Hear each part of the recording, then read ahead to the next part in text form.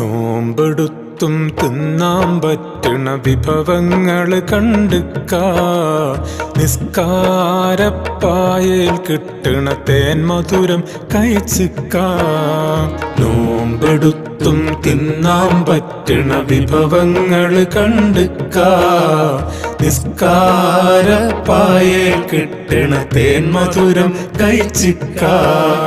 സ്വതക്കാത്ത് കൊടുത്താൽ കൂടണ മൊഞ്ചഴകില് നടന്നിക്ക.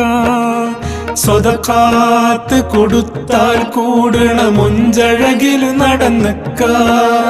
കലിമാത്ത് തൗഹീദിൻ രുചി അതിലെല്ലാം അറിഞ്ഞിക്ക.